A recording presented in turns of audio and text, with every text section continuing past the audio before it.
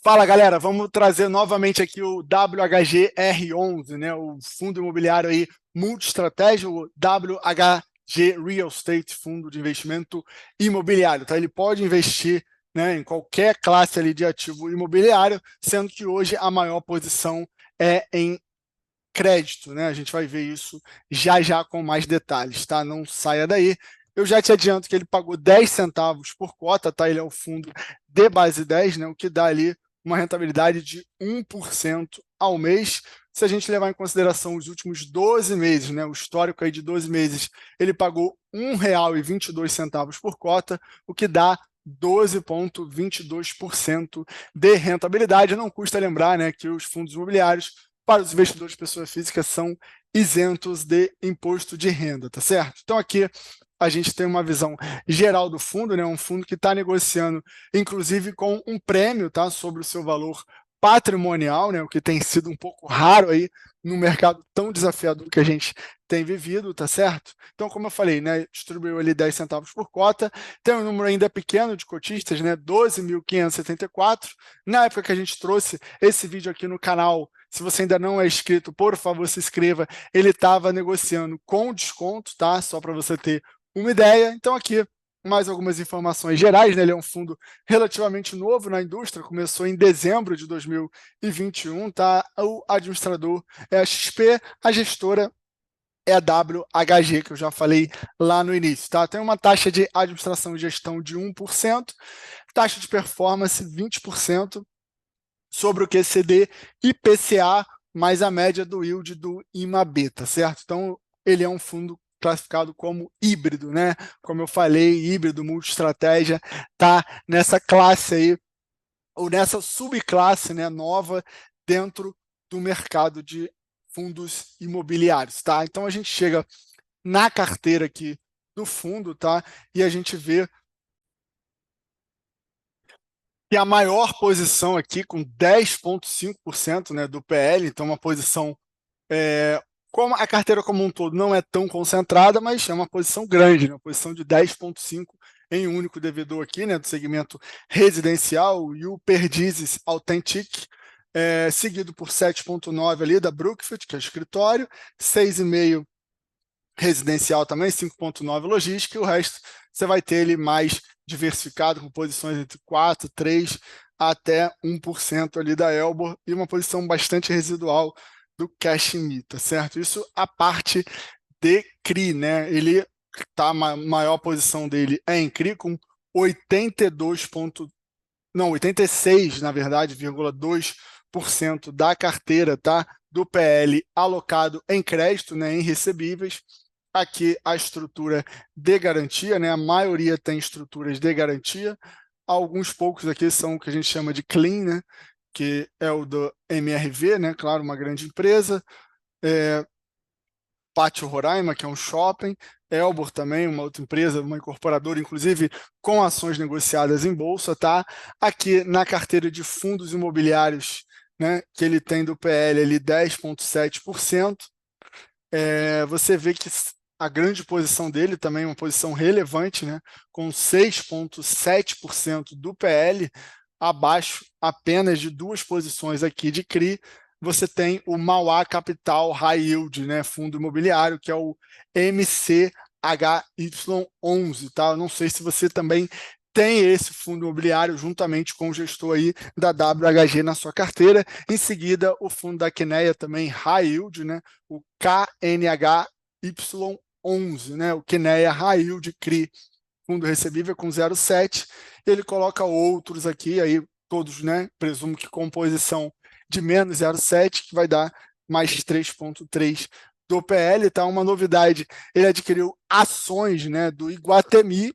Então, como eu falei, né, ele é um fundo multi-estratégia, inclusive pode ter ações do segmento imobiliário. Ele achou que o Iguatemi está atrativo, então pegou uma pequena posição, né, diga-se de passagem, né, apenas 0,1% do PL da carteira. A gente vai ver que isso já impactou, né, no resultado, quando a gente for ver, e ele também tem ativos em permuta, né? Então a gente vê aqui que totalizam, né, 5,3, principal é o Mood Pinheiros e o Alameda Itu Jardins com 0,8% e caixa de 2,8%, né? Total de ativos ali, uma exposição ligeiramente alavancada ali, 102,3%, né? Ou seja, tem teoricamente mais de 100% de exposição ao mercado aí.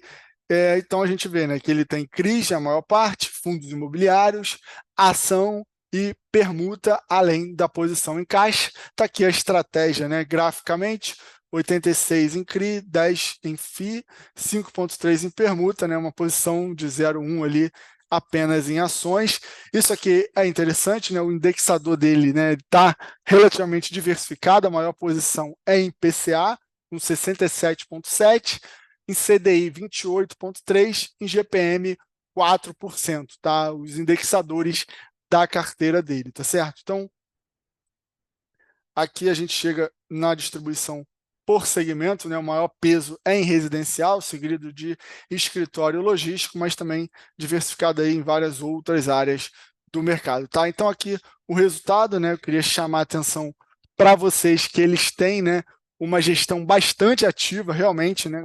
Procuram realizar ganhos de capital, tá? Então, só em ações aqui, você já teve um ganho de capital aqui, né? No mês de março, né, que é o mês desse relatório gerencial.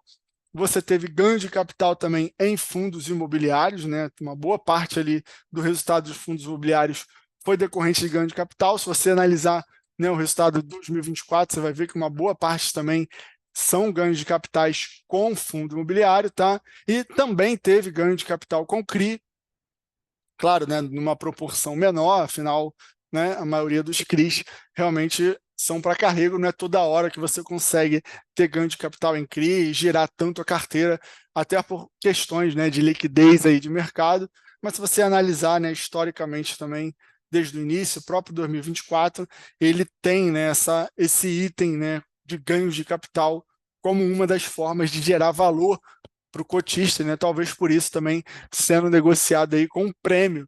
O mercado está pagando um prêmio na gestão ativa do WHG, né? Então você tá aí o resultado, ele não abre ali o quanto que ele tem de reserva por cota, né? Mas você vê que o resultado dele foi maior do que ele distribuiu e em 2024 também ele acumula um resultado maior do que até então distribuído, assim como se a gente for considerar desde o início do fundo, né? Então, um fundo que usa com muita parcimônia ali as suas reservas.